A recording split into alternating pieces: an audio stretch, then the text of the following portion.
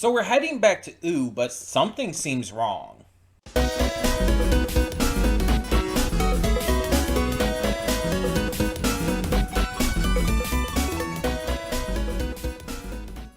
Hey everyone, welcome to Prince of the Gay. I'm your host Connie, and today we are here with my blind reaction to Adventure Time, Season 9, Episodes 2 through 9.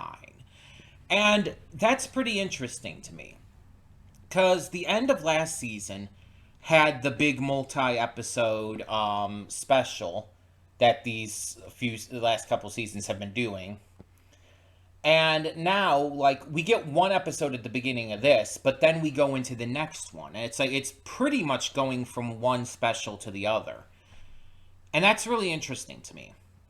Because last episode we had Nightmare Princess, and we had the entire,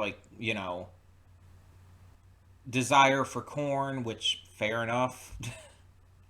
But the weird, trippy dreams as well. And as they were getting back to Ooh, like, BMO was looking through the telescope, and yeah, things looked a little off. I don't know. Since last week, I still didn't, I made sure to avoid anything possible. I didn't look up or anything. I don't know what this special is called. I have no clue. I have not seen the opening to it. I'm as blind as can be. So it's just a matter of, I guess, seeing what the hell is up with Ooh now. I feel like with where we're at in the series, though, because I think there's only 5 episodes after this special in the season, and then there's season 10. With where we're at this point in the series, whatever this special is, it's also going to give us big lore. The last one with Minerva and everything gave us a huge amount of lore. We got extreme information on Susan Strong, on Finn and his origins, on humanity. A lot of crazy shit. But now we're going to kind of delve into the future and setting up for the end game for sure. I don't know in what way, I don't know how, but we're definitely going to set up for the end game in this season and then come to the full conclusion of it next season. I almost feel like season 10 pretty much has to be balls to the wall, just constant lore and important episodes and stuff. I feel like season 10 is probably not going to have time for a lot of the more fun, goofy, lighthearted episodes. Because again, I know, bits and pieces of the finale, because it was impossible to avoid when that was originally coming out and everyone was talking about it everywhere. I don't know, the full context of anything, but I do know, bits and pieces of, what's happening in the finale. And so, I do know that it's going to be big.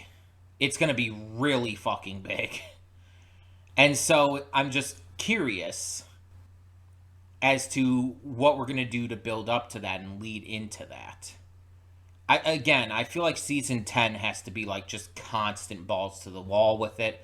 I just don't see how they can waste any time otherwise. But this season, I think after this special, we'll have time for maybe a couple more light episodes before getting into the finale of the season, which will really set up season 10. I don't know what to expect. I don't know how we're going to do this. But like I said, we're going to be going straight from season 9 to 10 here because these seasons are much shorter. We're going to just do both of them back to back. And then at some point in the future get to Distant Lands and then Fiona and Cake. But yeah, I'm very invested. There's a lot in this series that I'm not a fan of, personally. But there's a lot that I really do love. And while I'm not a fan of everything, I acknowledge how influential and just uh, legendary, let's be honest, this series is for animation. Adventure Time did so much to propel this medium, this art form forward, and allowed for some of the best stuff we've got today. Like a lot of the stuff, both movies and shows that we've got today in terms of animation, probably wouldn't exist in the way that they do without Adventure Time. That sounds wild to say, but I truly believe it. Like we've had so many amazing things from like Spider-Verse, Puss in Boots: The Last Wish, K-pop Demon Hunters more recently. And in terms of shows, we've had like just all kinds of stuff from Gentry Chow to trying to think of more recent stuff specifically. Owl House, and Amphibia, and all the other great stuff on Disney. Glitch Text, Dead End Paranormal Park. It's like you 100% know these creators were inspired by Adventure Time. Some of them even worked on Adventure Time. Funny enough. But it's like you absolutely know these creators were inspired by this kind of stuff. Because like that's just kind of how it works like in any industry. It's not just animation, like even manga. Manga writers are absolutely inspired by the ones that come before them. Akira Toriyama has inspired so many. Masashi Kishimoto, Eiichiro Oda. I mean, the fucking godfather of manga, Osamu Tezuka, has inspired like literally everything that has come after. It's like that's just how the industry works. And Adventure Time is no different for that. Adventure Time has absolutely inspired so much very directly. Like, so many creators have gone from Adventure Time to work on other shows. Like Rebecca Sugar. As much as I don't like the ending of Steven Universe, most of it is very, very fucking good. And Rebecca Sugar started on Adventure Time, or at least did Adventure Time beforehand. I think Ian James Quarterly did as well. I know he was on Steven Universe before OKKO. I think he was also on Adventure Time, but there were a lot that were. Um, I almost want to. I almost think was Alex Hirsch. Did he do Adventure Time stuff? I think he might have. I'm not 100% sure about that. I kind of want to look that up now. Um, was Alex Hirsch? I mean, saying was he in Adventure Time is probably the wrong thing to say, but okay. According to this, no.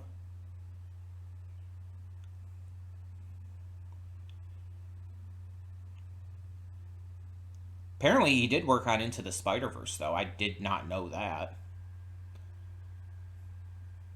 Um,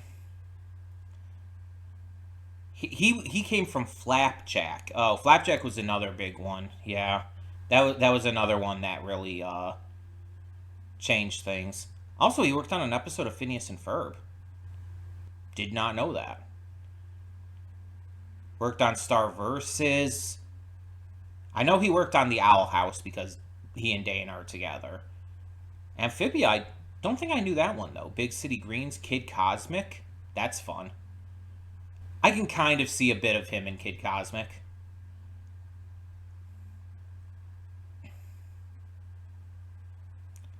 Um, let me check something. Cartoon creators who came from Adventure Time. Google actually finished that for me.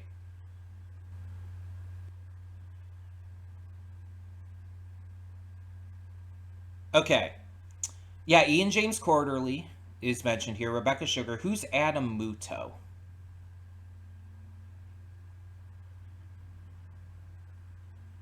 Adam Muto was specifically mentioned here.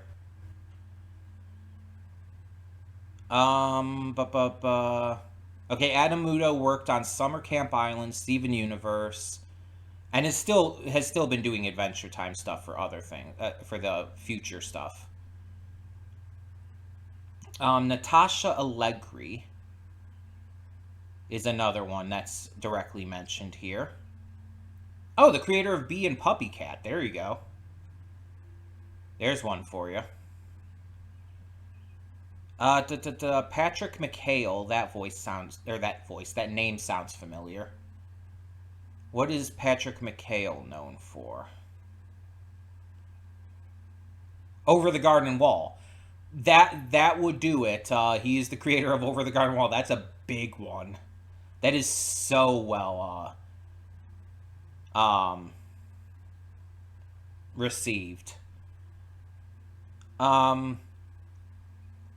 Kent Osborne, who helped create Phineas and Ferb. J.G. Quintel was a storyboard artist on Adventure Time before creating regular show.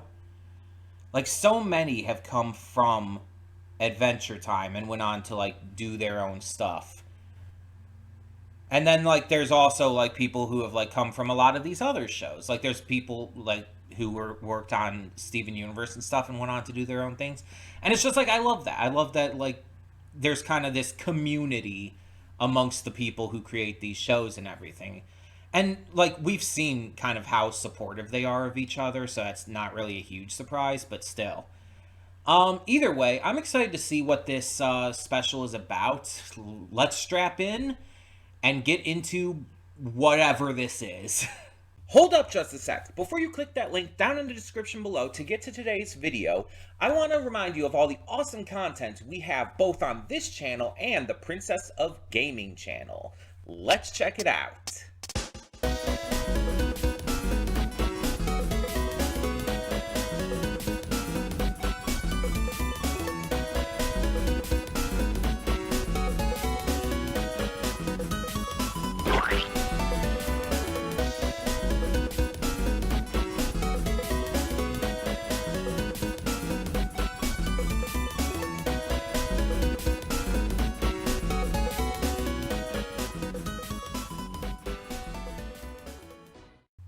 And we are back, and we'll begin with spoilers in 3, 2, 1, now.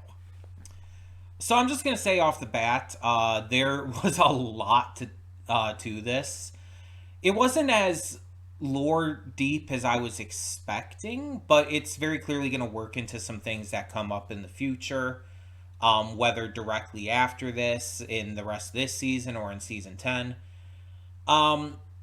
But if there's anything that I miss talking about, please let me know. I'm also not going to go by episode because there's like 8 episodes here, and it's like I'm just going to talk about the events of what happened rather than try to figure out which episode each thing was in, you know? But if there's anything that I missed talking about that you specifically want to know my thoughts on, please feel free to ask about that in the comments, and I'll get to you. That being said, there's a couple big takeaways from this. One, Lumpy Space Princess, LSP, being the anti-elemental. That's got to come back. That seems very important. The fact that she, with the power of the gems, was able to reverse the intensely powerful spell that Patience cast, that Patience herself couldn't even reverse, to restore all the elementals back to their normal selves and everything, that's saying a lot. That's like a big fucking deal. And I feel like you can't just like leave that here. I feel LSP like is going to be important again in the future, either in later in this season or next season. LSP is going to come into handy again. And with the elemental stuff, this obviously touched on a very specific incident with Patience kind of bringing out the core natural power of the elementals in each of them. Unfortunately, outside of her, the rest of them kind of lost their minds because of it. And it caused Ooh to become this land of elementals. or land of elements, I guess. And I feel like we didn't touch on the elemental stuff as much as I expected. And I feel like outside of this one incident, it doesn't feel like it's as big of a deal yet. So it almost kind of feels like they're gearing up to have this mean something again. And that could tie in with LSP. If the elemental stuff comes up again, which it probably will, because I doubt this is the last we're going to see of Patience. But if the elemental stuff comes up again, then I have to assume that it's going to, that's where we're going to get LSP coming back into play with that, and we're going to connect it all through there. I just don't know exactly how that's going to come up, what they're going to do with it again, or if it's going to be this season or next. The other biggest takeaway I had from this special, from these 8 episodes, is I just really, really, really fucking want Simon and Betty to be happy together. Like, forget Marceline and Bubblegum at this moment, because I mean, I know they're gonna be happy together. Like, I have no idea how this ends for Simon or Betty. Like, it's common knowledge at this point. Everyone knows how this ends for Bonnie and Marcy. We know it ends really well for them. Cool. Great. Don't have to worry about that. Thank God that was spoiled every fucking where, and it's impossible to not know about that. It's a little bit, as much as I wish I wasn't spoiled on it, it is a little bit of a relief off my back, and allows me to focus on these two now. Simon is the most tragic character in this series by far. No one is going to argue that. He is extremely tragic, extremely sad, and while he can be funny and, goofy and likable at sometimes, it's like at this point, we're at kind of the point in the series, I know we're like second to last season, but still, where it's just like every time I see him, and especially when Betty is involved as well, it just makes me really fucking sad. And I don't even know what's going to happen with Betty now, because now she's on Mars with Normal Man, and it's just like, what does that mean? Like, he said she, like, messed up, and it's like, yeah, obviously. No shit. But what's this going to mean?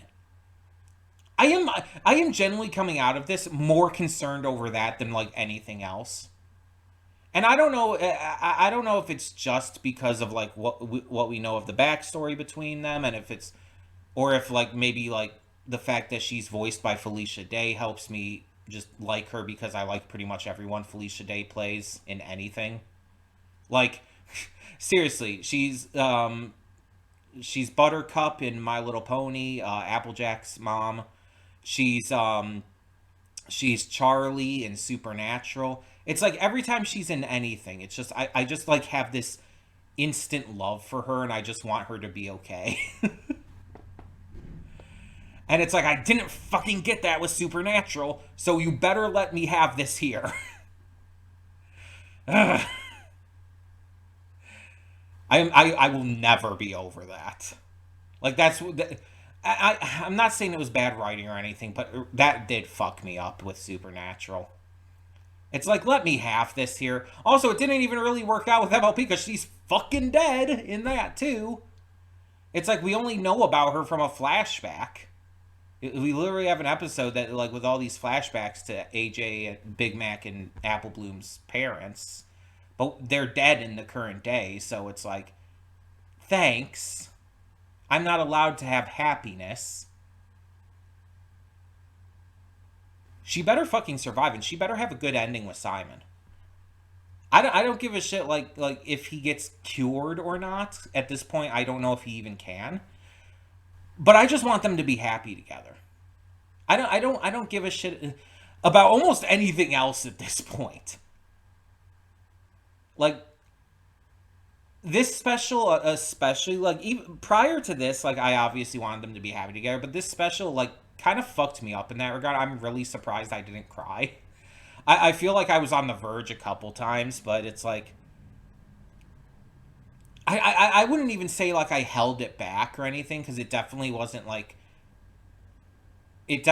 something I was like trying to do. Like sometimes I'll try to hold it back in reactions. Sometimes I'll just let it happen. Um, if you watch my reaction to Alders on Alders Honesty on Den, the 1919 German movie that I reacted to for Pride Month. If you watch my reaction to that, I did not hold anything back. I bawled. I lost my shit. And rightly so. Like, very importantly so. But anyway, um, I wasn't holding back this time. It's just, I just didn't cry. I never got to that point. And it's not that it wasn't sad. It's like, this is like extremely sad. I think it's one of those cases where it was almost too sad to cry to. That sounds really fucking weird, but it was so aggressively sad and I was so genuinely upset by it that I think it's just like I couldn't even cry. It just was not. I was. I don't know how else to put it. I was too sad to cry. It really fucked me up, and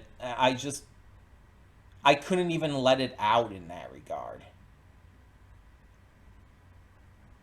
It's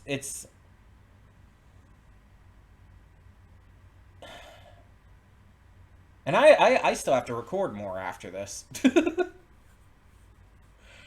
Yeah, it was a lot for me, and it's definitely the biggest thing I'm focused on after this. It's definitely a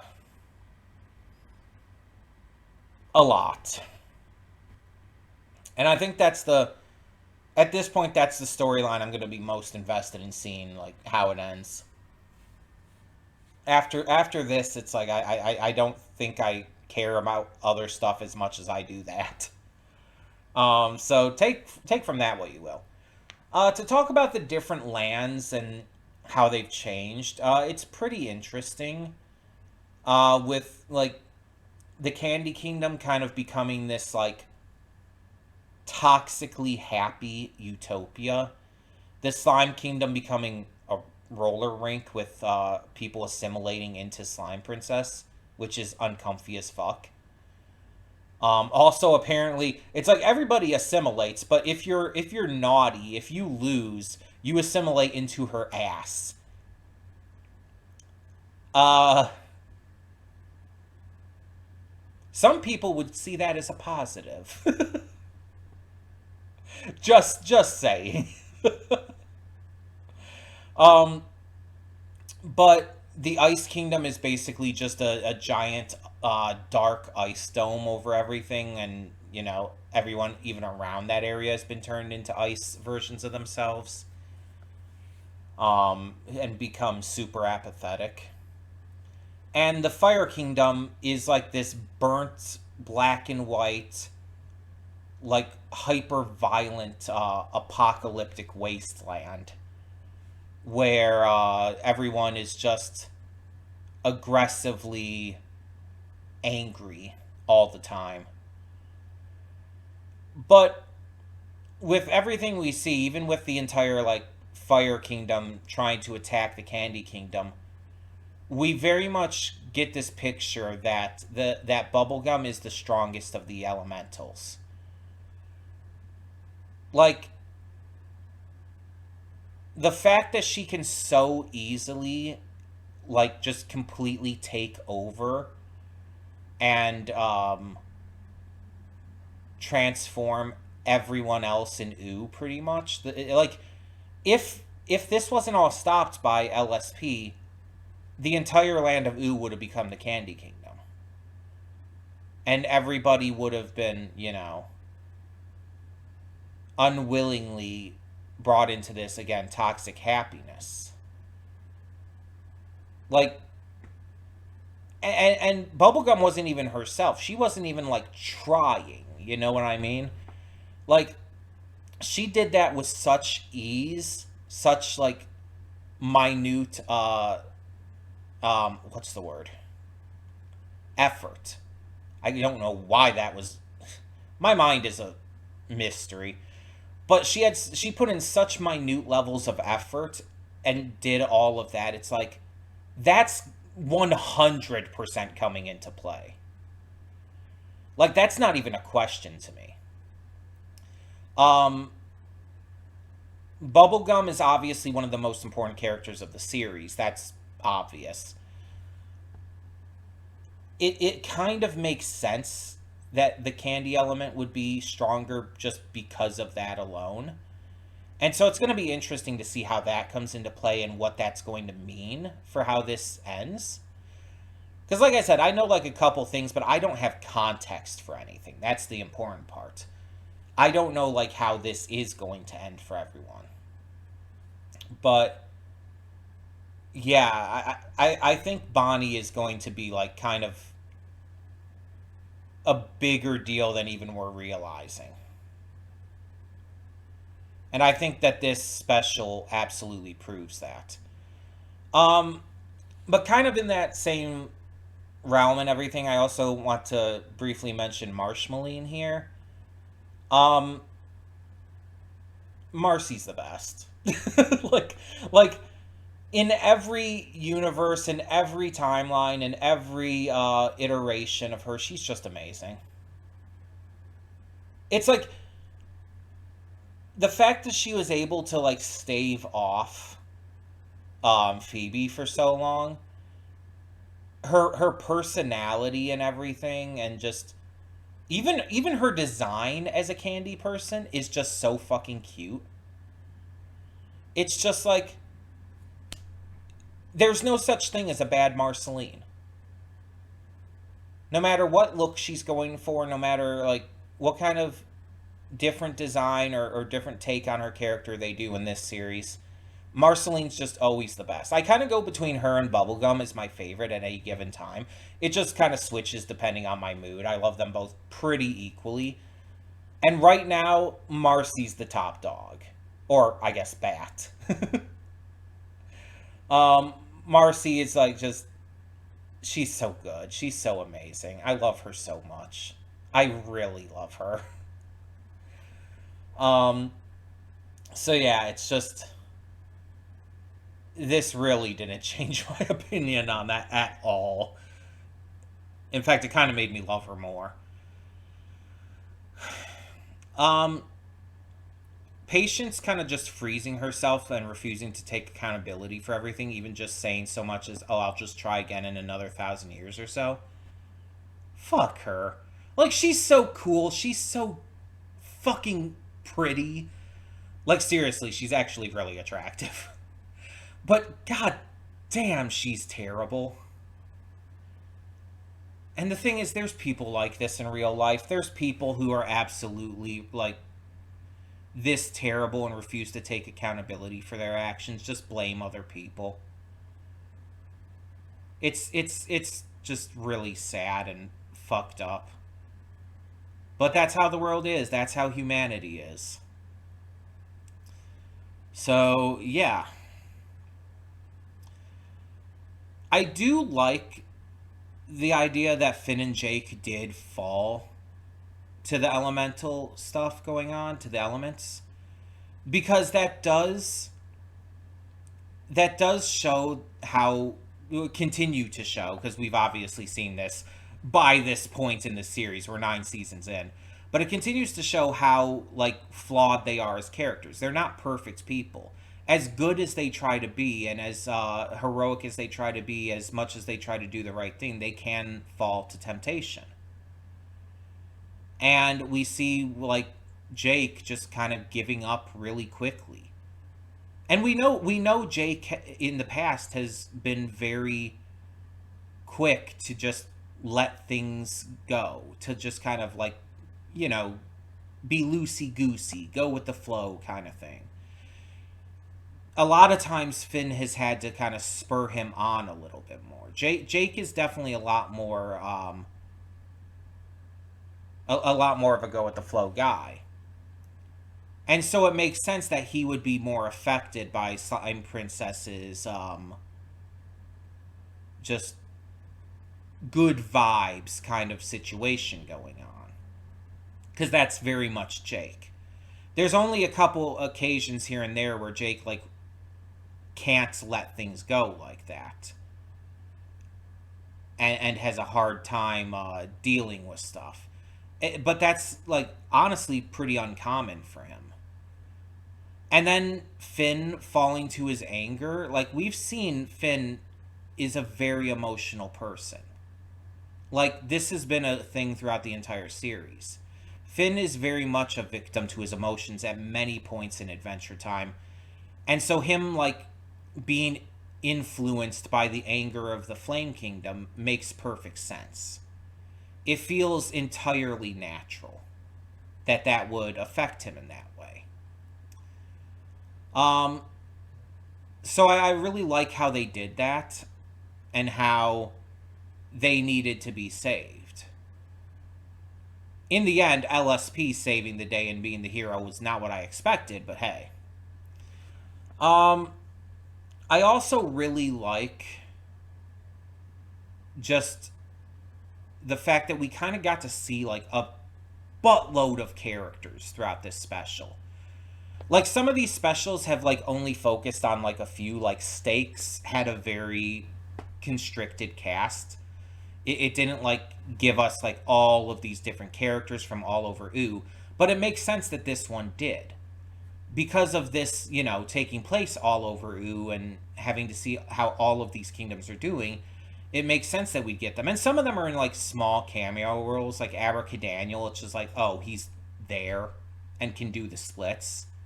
But he doesn't have, like, a major role in the actual events going on. But it still goes out of its way to show him. And we see that with a bunch of characters. There's a bunch of characters in here that we didn't need to see, but it's cool that we did. Like Magus, or Magus, however you say it. I think it's Magus here. Magus was not necessary. He didn't need to be here.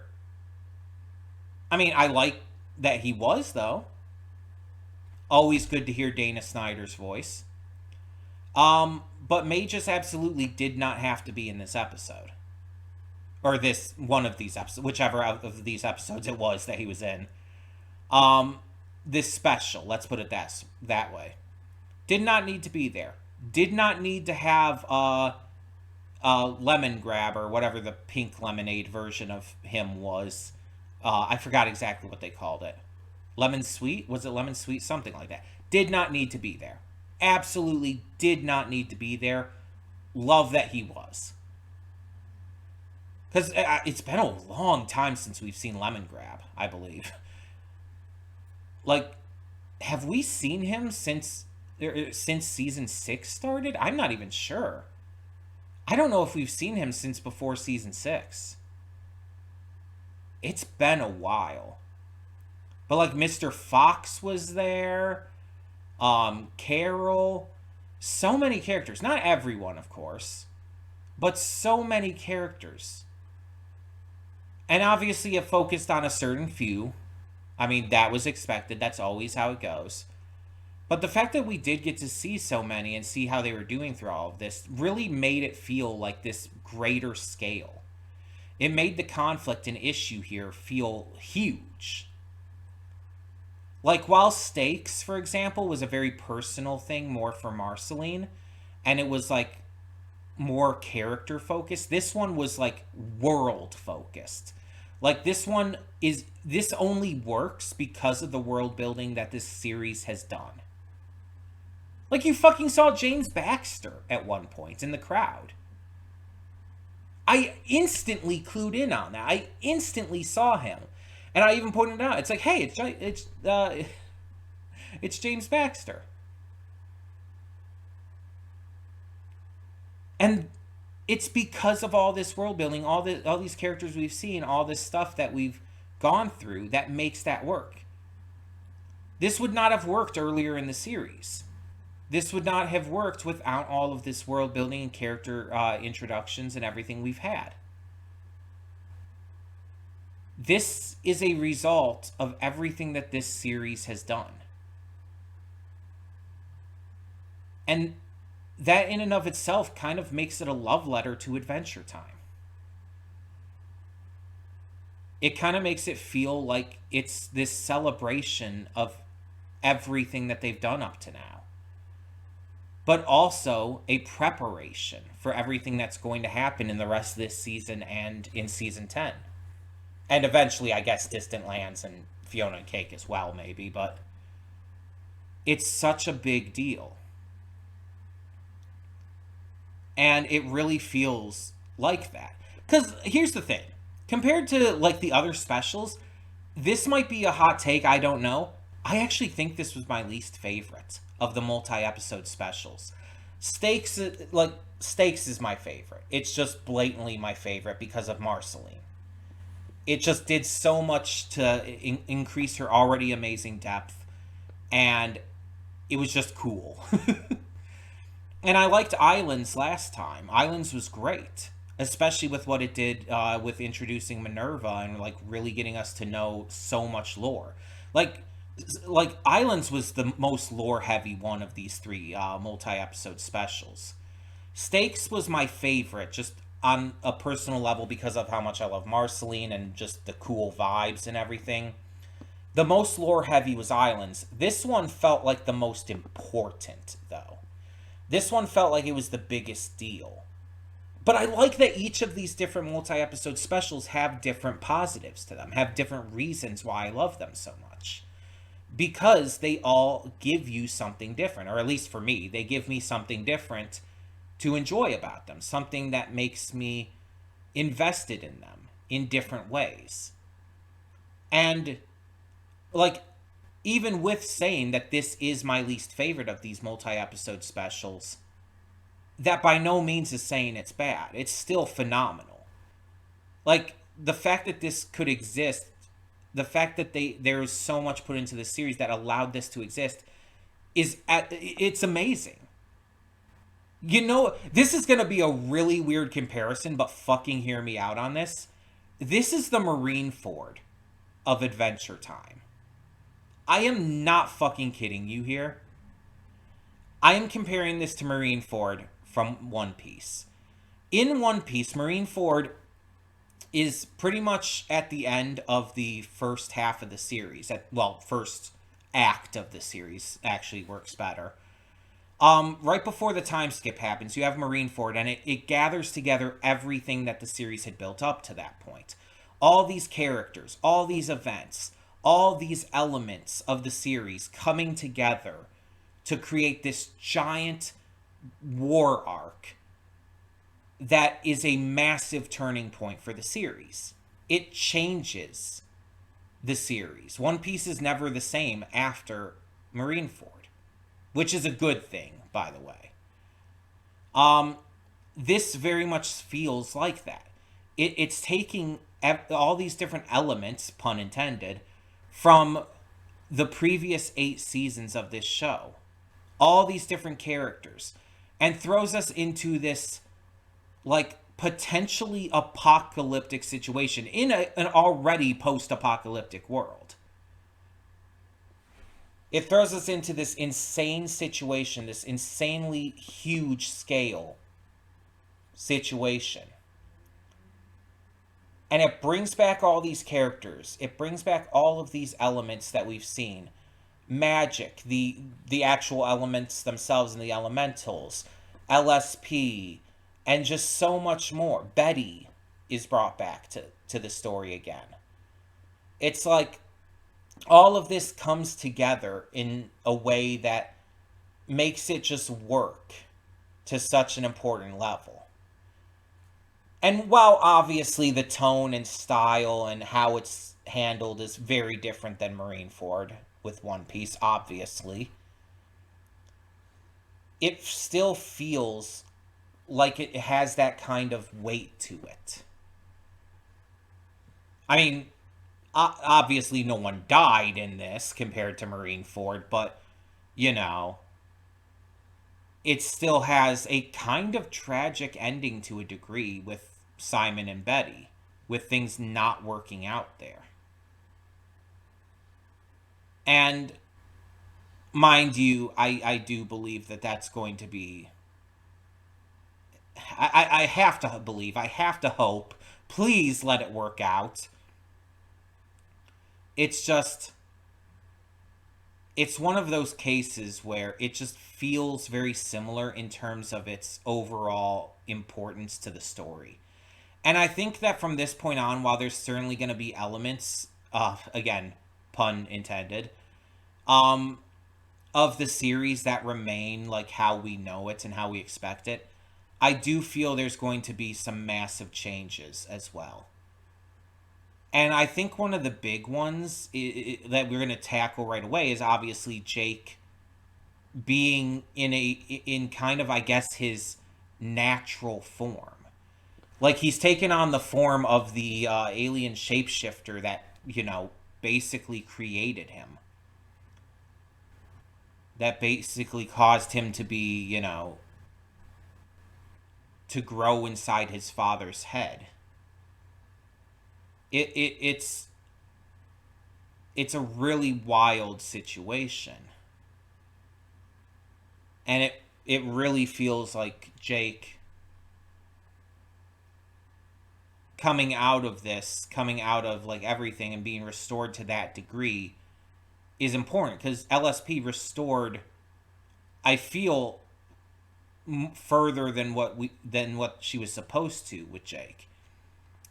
And there was one other thing I noticed in regards to that. When LSP was restoring everything, one of the horns, the broken horn on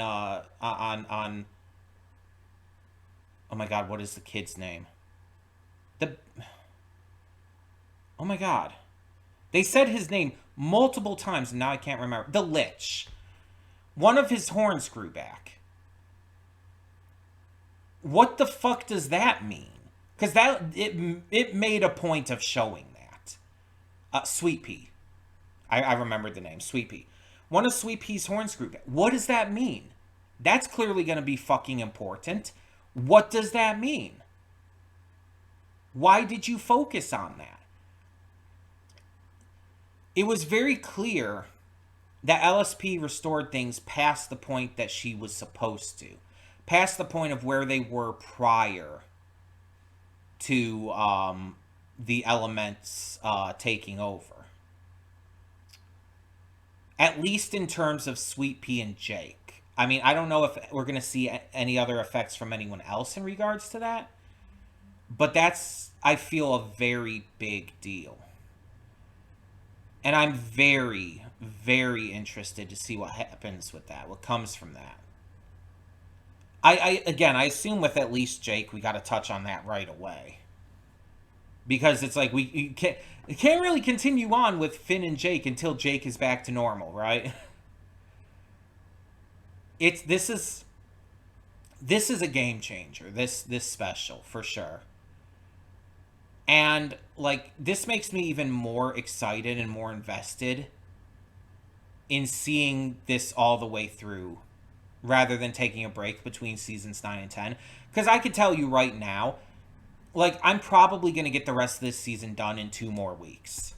I'm probably going to do, like there's 5 episodes left. I'm probably going to do a set of 2 and a set of 3. I don't know which week is going to be which on that, but that's probably what I'm going to do. That's not enough. These seasons are much shorter. So I'm going to definitely need to go right into season 10. And it's like, I won't be able to stop here. And I'm thinking anyways, because of how long we've been going through Adventure Time in the first place, I should probably at least finish the main series, like, in this run. Because remember, I started Adventure Time on the old accounts. I have had this account since February of 2018. That was 7 years ago. It has taken, like, I think probably about a decade for me to get through this series. Which is insane. Maybe like a year or 2 less, but still. Because I don't know exactly when I started it on the old account. I can't check because that was terminated, but The funny thing is, I think Adventure Time was the reason my old account got terminated, because back then we were putting things on the channel instead of redirecting them, and those videos are, I believe, what got claimed, specifically the Adventure Time ones. So it's like that's kind of ironic too. But I know we took like some long breaks. Like I believe it was season 6. Like in the middle of season 6, we took like a long break, and I think I basically dropped it at the time. Um, I don't remember if I said if I outright said I dropped it, like if that was the intent, but I basically had dropped it and then came back to it, I think, a couple years later. So, because it was in 2018, we were still doing Adventure Time when I first started the channel. And I think it wasn't until like maybe 2020, 2021 when I started it back up. I'm not 100% sure. And honestly, I don't know. I could maybe check. Let me see if I can check real quick. I'll bring up my YouTube studio. See if I can find out. Because it's like, I'm trying to remember exactly how long of a break I did take from it. Before I picked it back up. I'm glad I did, obviously. It's ended up being absolutely worth it. You know what surprises me, by the way? There's a lot of shows that have gotten like movies, even if they're just made for TV movies. I don't think Adventure Time ever got any. Like, it just had the shows, it had the specials, it had like the spin-offs. Adventure Time never had a movie, right? That's wild to me. Big City Greens has a movie, but Adventure Time never got one. Steven Universe had a movie, so it's not just like stuff from like Disney or whatnot. No, other Cartoon Network stuff has. Didn't We Bare Bears even have a movie? But for some reason, Adventure Time, as big as it is, as popular as it is, I don't believe ever had a movie. And if it did, I don't know about it, and it's never come up in terms of like me reacting to anything. Um, I wonder if Pendleton Ward just didn't want to do that. I wonder if that was like his choice. Okay, so let's see here. I'm going to search up Adventure Time on my studio here on YouTube. Since I do them in like a bunch of episodes per video, I should be able to get to it like quickly enough. We finished season 8 back in July of last year, after having started it in June of last year. We finished season 7 in November of 2023. And we finished season 6 in 20... So we've been doing basically a season a year for the past few years. Because we finished season 6 in 2022. So then we did season 7 in 2023, season 8 in 2024, and now season 9 and 10, though, in 2025. So we've actually been keeping pretty, like, honestly, a pretty steady schedule with it.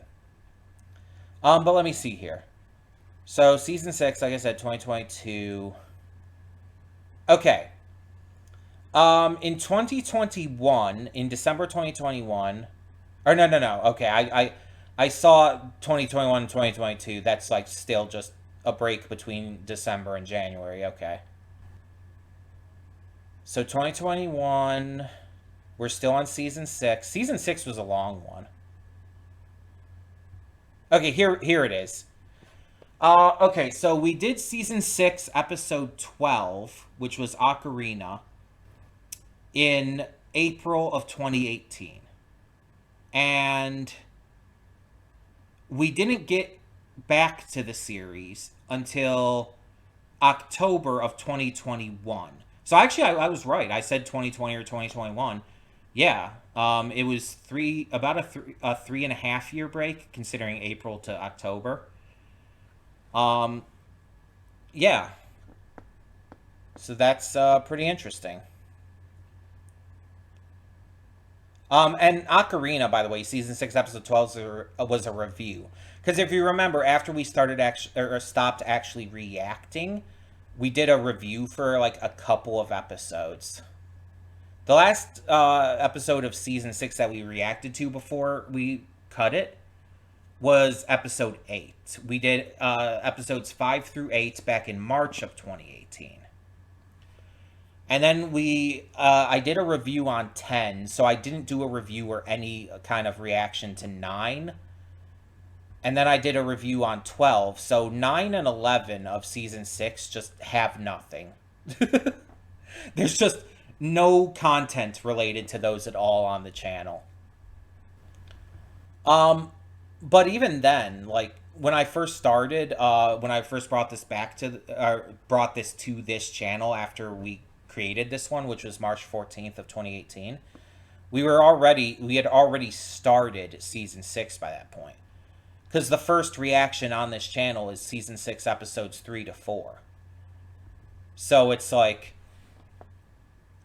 that's pretty wild that we've, after coming back after the 3-year break, because I say break, but I think I did technically drop it, but either way. After we came back, we did pretty much stick to one season a year.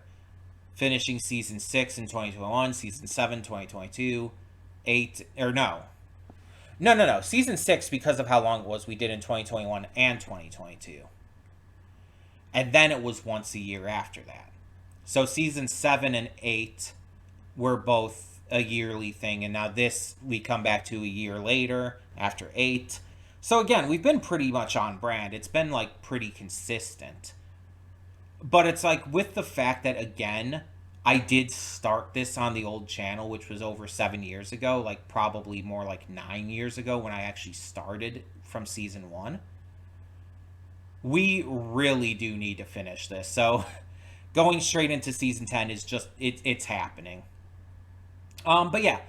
Anyways, sorry for, like, getting into that little thing at the end there. I know these afterthoughts are pretty damn long, but considering I went through 8 episodes here, I think that's pretty fair. So yeah, there's, like I said, 5 episodes left in season 9, and I'll probably do them in 2 different videos. I don't know if I'm going to do 2 next week or 3 next week, but I'll do the opposite the week after, either way. In the meantime, thank you all so much for tuning in. Like I said, if I missed anything that you did want to hear my thoughts on, please feel free to leave that in the comments below. And let me know your thoughts on this special as well. What did you think of Elements? How do you think it fits into the wider scale of Adventure Time? And obviously, no spoilers. Although I do know some stuff coming up, I don't know context, and I don't know everything, so I'd just rather not be spoiled. It's like One Piece. It's like, yes, I know some things because, well, with One Piece, people are shit about spoilers. With Adventure Time, it's just been out for so long that I could not really help it. But either way, yeah. No spoilers, and we shall continue on. So thank you so much, as always, once again, and for now, I'm Connie, and I'm signing off. See y'all next time.